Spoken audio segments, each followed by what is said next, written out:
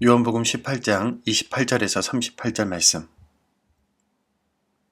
그들이 예수를 가야바에게서 관정으로 끌고 가니 새벽이라.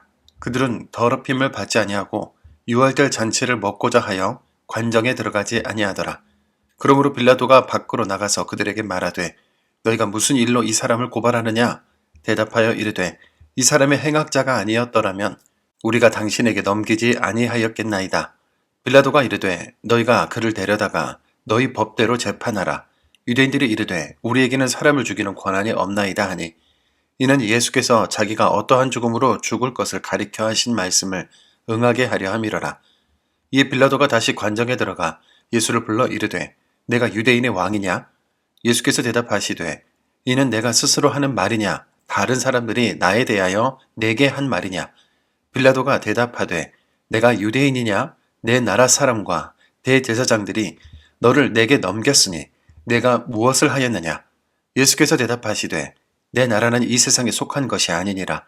만일 내 나라가 이 세상에 속한 것이었더라면 내 종들이 싸워 나로 유대인들에게 넘겨지지 않게 하였으리라. 이제 내 나라는 여기에 속한 것이 아니니라. 빌라도가 이르되 그러면 내가 왕이 아니냐? 예수께서 대답하시되 내 말과 같이 내가 왕이니라. 내가 이를 위하여 태어났으며 이를 위하여 세상에 왔나니 곧 진리에 대하여 증언하려 함이로라.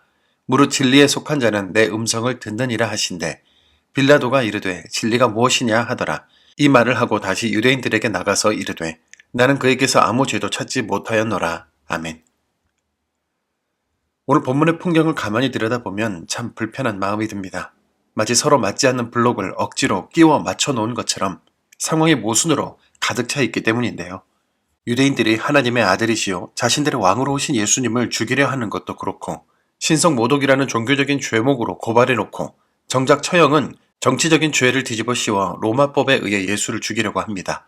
정말 황당한 것은 종교 지도자들이 보인 위선인데요. 하나님의 아들을 죽이려는 음모를 꾸미면서도 정작 유월절 잔치를 먹기 위해 부정한 이방인 빌라도의 관정에는 들어가지 않는 겁니다. 껍데기뿐인 종교적 정결은 지키려 하면서 정작 생명의 주인은 죽음으로 몰아나는 이 기막힌 현장이 바로 우리가 마주한 본문이죠. 빌라도는 자신이 예수님을 죽일 수도 살릴 수도 있는 절대 권세를 가졌다고 생각했습니다. 하지만 그는 몰랐습니다. 세상의 모든 권세는 하나님께로부터 오는 것이며 지금 벌어지는 이 말도 안 되는 재판조차 사실은 예수님이 미리 말씀하셨던 내가 어떻게 죽게 될 것인가 라는 예언이 하나하나 이루어지는 과정이었다는 걸 말입니다.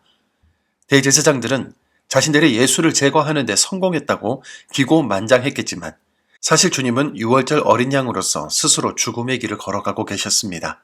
주님은 정복하고 군림하는 왕이 아니라 사랑과 용서로 세상을 치유하기 위해 피를 흘리는 어린 양으로 자신의 소명을 다하시는데요.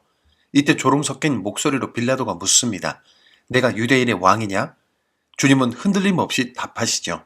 내 나라는 이 세상에 속한 것이 아니니라. 이 선포는 힘과 권력, 약욕 강식이 지배하는 세상 논리 속에 던지는 강력한 도전장이기도 합니다. 세상 나라는 군대를 동원해 싸우고 남을 짓밟아 승리하지만 주님의 나라는 십자가를 지고 자기를 희생함으로써 완성됩니다. 어찌 희생으로 주님 나라를 완성하는 일이 쉽겠습니까? 세상은 우리의 겸손을 패배로 보고 큰맘 먹고 행한 희생을 미련함으로 볼 것입니다. 그래서 그리스도인의 길은 십자가를 닮았기 때문에 늘 외롭고 힘듭니다. 우리는 지금 어느 나라의 법을 따르며 살고 있을까요? 세상의 성공 공식이나 내 상식일까요? 아니면 십자가의 진리일까요? 주님은 진리에 대하여 증언하려 함이로다 라고 말씀하시지만 빌라도는 진리가 무엇이냐며 냉소적으로 되묻습니다. 그는 눈앞에 진리 자체이신 분을 두고도 발견하지 못했던 거죠. 이처럼 우리가 사는 세상은 자신들의 어둠은 감추고 타인의 잘못은 참지 못하는 이중잣대들로 가득합니다. 이런 독선과 위선의 시대 속에서 우리가 취해야 할 태도는 주님처럼 선으로 악을 이기는 것이요 생명으로 죽음을 덮는 것입니다. 주님을 사랑한다고 하지만 세상의 화려함도 놓치고 싶지 않고 믿음이 이긴다고 말하면서도 안정된 상식의 틀 안에서만 머물고 싶어하는 우리이지만 기억합시다. 보물을 하늘에 쌓는 자는 땅에 소멸할 것들에 마음을 빼앗기지 않습니다. 사람들이 어리석다 말해도 이 세상에 속하지 않은 하나님 나라는 세상의 관점으로 결코 이해할 수 없으니 그 말에 휘둘리지도 맙시다. 불합리한 세상 속에서도 주님은 묵묵히 십자가의 길을 가셨습니다.